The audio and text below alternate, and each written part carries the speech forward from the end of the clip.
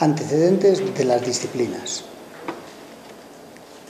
Desde antiguo existieron procedimientos capaces de llevar a las personas hacia estados de conciencia excepcionales en los que se yuxtaponía la mayor amplitud e inspiración mental con el entorpecimiento de las facultades habituales.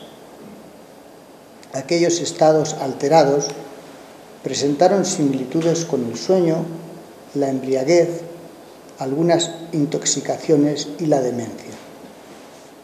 Frecuentemente la producción de tales anomalías fue asociada con entidades personales o animales, o bien con fuerzas naturales que se manifestaban precisamente en esos paisajes mentales especiales.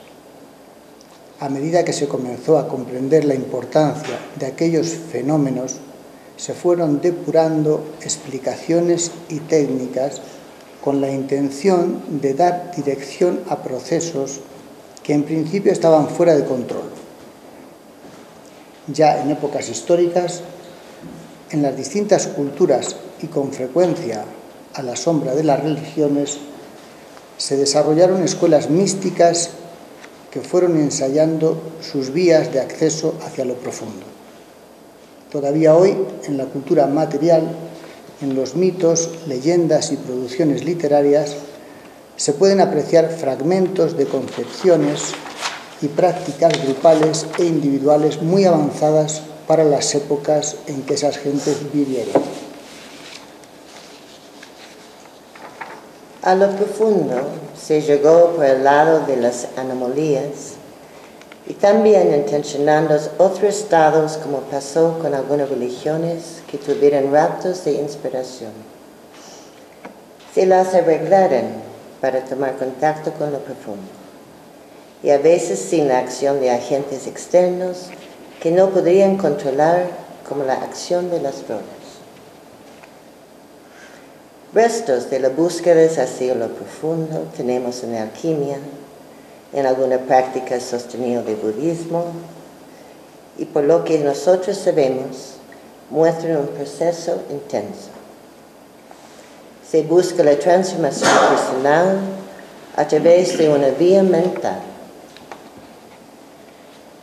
Encontramos también restos de prácticas profundas de tipo energético en los cultos dionisíacos, que fueron abolidos por el cristianismo triunfante, aunque esto no sea de todo cierto, porque el dionisismo dio mucha pelea a lo establecido y por tanto fue también perseguido ya en la antigua Grecia.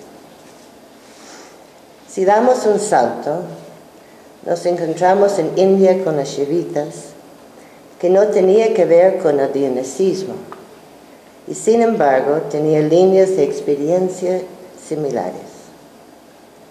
Cuando surgen las mismas cosas en distintos lugares, algunos antropólogos creen que se han trasladado esos descubrimientos y pautas culturales de un lugar a otro.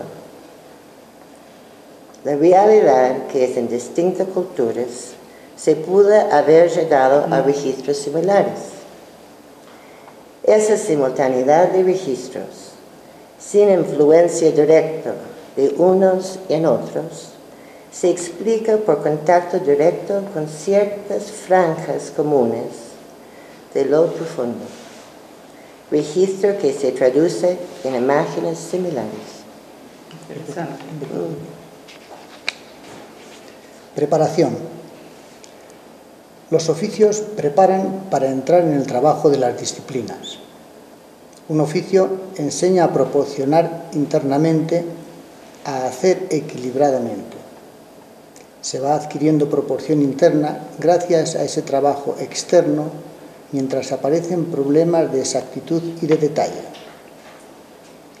Hay un tono que asocia estados internos con operaciones externas. Una disciplina, en cambio, muestra un cambio de transformación interna. En los oficios se trabaja tratando de lograr pulcritud, proporción y orden, al mismo tiempo que se va logrando permanencia. Acá hay una llamada. Se aprende a trabajar equilibradamente y estos oficios pueden tener distintas temáticas. Pueden ser materiales, plásticos o perfumería, etc. Tienen sus reglas de trabajo, sus trucos y secretos de oficio. Lo único que hemos trabajado nosotros es alfarería, metales y por último los vidrios. Es una franja de trabajo que tiene que ver con los hornos, referido a sustancias que se transforman. Es distinto a la perfumería donde los fuegos son escasos. Solo se usa fuego cuando se preparan esencias y perfumes por medio de la destilación. Pero en toda la perfumería, excepto la sintética, el fuego no participa. En los oficios que conocemos más de cerca hay fuegos. En las cerámicas el fuego es esencial. De todas maneras, es un interesante trabajo este oficio material y también el prolegómeno sobre esto, el trabajo sobre el fuego, que nos permite reproducir cómo se originó y cómo se produjo. Se lo inventó mucho después de haber aprendido a conservarlo. No se trataba de robar y conservar el fuego, sino de producirlo. Trabajamos las distintas formas de conservación, pero es la producción la que requiere más pulcritud. Si un ciudadano intenta producir fuego ahora, no le resulta fácil. El trabajo con el fuego y con los hornos es importante. El tema de los oficios es muy amplio y nosotros andamos en los comienzos de esto. Se va adquiriendo proporción interna gracias a este trabajo externo mientras se aprende. En general, decimos que la gente que se acerca a una disciplina debe tener manejo mínimo de algún oficio. Será bueno disponer de talleres en los parques, centros de estudio y trabajo, y que la gente pueda trabajar en ellos. De ese modo, podrá relacionar lo que pasa en la cabeza con este tipo de trabajos. Esos mismos talleres, con pequeñas modificaciones, servirán también a la disciplina material. En las disciplinas se realiza un proceso interno de transformación, no de pulcritud, proporción u orden interno. El trabajo disciplinario es calmo y se plantea sin plazo fijo, tratándose más bien de un camino que se recorre durante toda la vida. Para entrar en las disciplinas se debe llegar a penetrar el lenguaje de las mismas. Este es un punto importante. No se puede entrar en tema sin una ubicación mental próxima a la que dio lugar al desarrollo de esas actividades. No se puede penetrar en los mundos de la poesía o de la mística trasladando lenguajes o dando explicaciones que no se corresponden con las experiencias propias de aquellos. Cuando hablamos de la disciplina material, trabajamos los objetos externos y la materia del propio cuerpo, tratando de desestabilizarlos. Aquí hay una nota. Sostentemos que para que haya cambios tienen que haber inestabilidad. De eso se trata. Para bien o para mal, no hay cambios en las situaciones estáticas. En las sociedades permanentes no hay cambios. Las instituciones están armadas para evitar la instabilidad. Hablamos de desestabilización del propio cuerpo, vinculada a cambios en los objetos materiales con lo que trabajamos.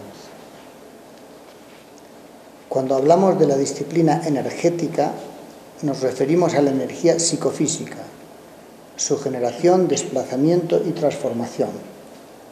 Cuando hablamos de la disciplina mental, nos referimos al trabajo con los distintos actos mentales que se refieren a objetos mentales. Cuando hablamos de la disciplina formal, nos referimos al proceso de las formas, trabajando en su formación y transformación en el interior del operador. Las disciplinas.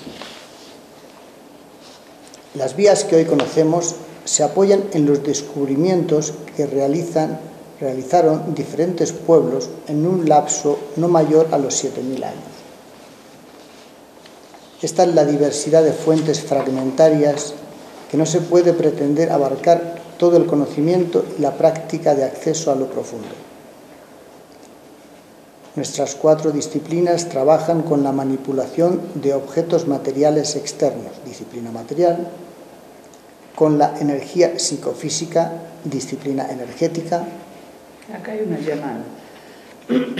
Denominamos a esta energía psicofísica porque los fenómenos psíquicos tienen un anclaje físico, no metafísico.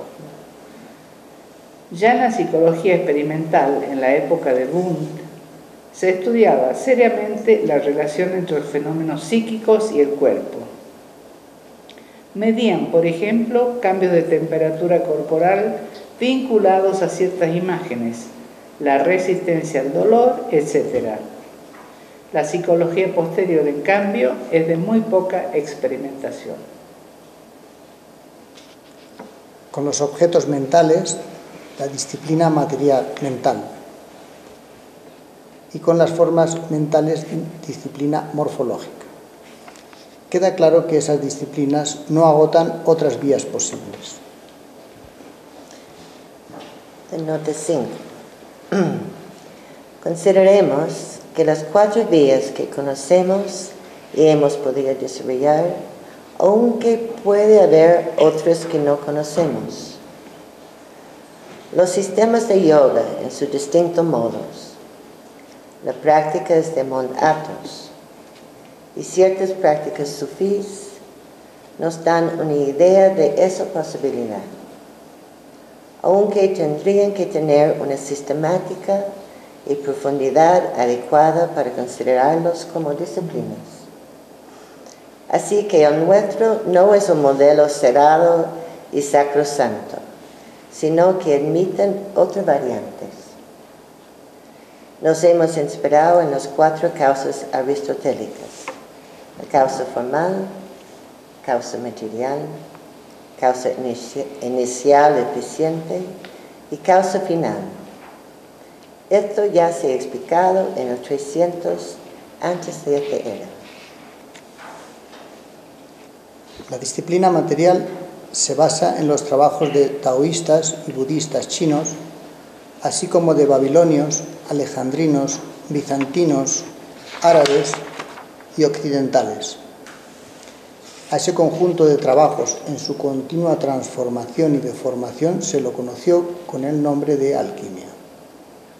Hacia finales del siglo XVIII, la alquimia había declinado irremediablemente, pasando muchos de sus descubrimientos, procedimientos e instrumental a manos de la química naciente. La disciplina energética busca sus raíces en el Asia Menor, desde donde el orfismo y el dionisismo se propagaron hacia Creta y Grecia, sufriendo importantes modificaciones hasta que fueron abolidos por el cristianismo triunfante. También en algunas líneas sibaitas y del tantrismo se puede rescatar fragmentos de una experiencia extraordinariamente rica. La disciplina mental encuentra en el budismo su mayor fuente de conocimiento. Para favorecer las distinciones entre actos y objetos mentales, apela al lenguaje riguroso de alguna corriente filosófica contemporánea. La disciplina morfológica reconoce antecedentes significativos en algunas corrientes de pensamiento preático que florecieron bajo las influencias orientales de Egipto, Asia Menor y Mesopotamia, tal el caso de la escuela pitagórica. Las disciplinas trabajan con rutinas que se repiten en cada momento de proceso, paso, hasta que el operador obtiene el registro indicado. Todo el proceso está convencionalmente organizado en 12 pasos separados en 3 cuaternas, así como cada paso tiene una designación que aproxima la idea del registro buscado. Cada cuaterna señala un significativo cambio de etapa. Las disciplinas llevan al operador en la dirección de los espacios profundos. Acá está la llamada 6. Son distintos cortes que hacemos en cada disciplina. Se trabaja de modo intencional, siempre con un propósito y por distintas vías. Entrar por los objetos materiales es muy distinto a entrar por los actos y objetos, pero se trabaja con la misma energía psicofísica, aunque sean diferentes las entradas. Concluido el proceso disciplinario, se está en condiciones de organizar una ascesis despegada de pasos, cuaternas y rutinas. Aquí hay una última llamada. Si alguien se educa en un tipo de cultura, hay cosas que se escapan y en las que no se puede penetrar. Esto proviene de la valoración social y de los códigos que uno trae consigo. Tiene que ver con una memoria actuante, con lo que se recuerda. Hay una memoria profunda que determina la forma de ver el mundo. Es el paisaje de formación. El individuo no podrá acercarse a estos temas por mero voluntarismo. Dependerá del momento histórico en que se está emplazado. Antiguamente, en la plaza pública, se hablaba de cuántos ángeles cabían en la cabeza de un alfiler. Hoy se habla de las empresas. En 1970 se sabía para dónde íbamos como tono histórico. Hoy no se sabe hacia dónde se va. Es la memoria actuante que se mete en todo, que tiene que ver con las valoraciones y las búsquedas, y no es plana. Cuando hablamos de transformaciones profundas, hacemos una suerte de sustitución del paisaje de formación, que empuja y viene desde atrás. Lo sustituimos por algo más consciente. Uno no es consciente del mundo en que se formó y, sin embargo, este paisaje actúa sobre uno mismo. Pero cuando lo sustituimos, reemplazamos ese mundo para movernos por los propósitos que nosotros formamos. Es un largo trabajo de formación de los propósitos que tiene que ver con valoraciones, con tonos efectivos y búsquedas. Es cosa seria. Es salir del paisaje de formación dado y entrar en un paisaje armado por uno mismo. Armar un propósito es armar un paisaje de formación diferente. También hay grandes modificaciones del paisaje de formación por accidentes sociales. A veces cambia y se viene abajo toda una posición frente al mundo. Es de que de pronto aparece un paisaje diferente que choca con lo establecido. Por ejemplo, hay que ver las transformaciones que se producen en la irrupción de las grandes religiones. Ahí hay un gran cambio en el tema de los paisajes. O se cambio por acción intencionada o se cambio por accidente. No hay otra. No hay otra. Hay un conflicto entre lo que se recuerda y lo que se vive hoy. Hay una gran diferencia y son las cargas afectivas las que deciden. Sin la carga afectiva, nada cambia, ya que esta es profundamente sinestésica y trabaja en los sentidos profundos y sus representaciones son profundas. Ahí termino.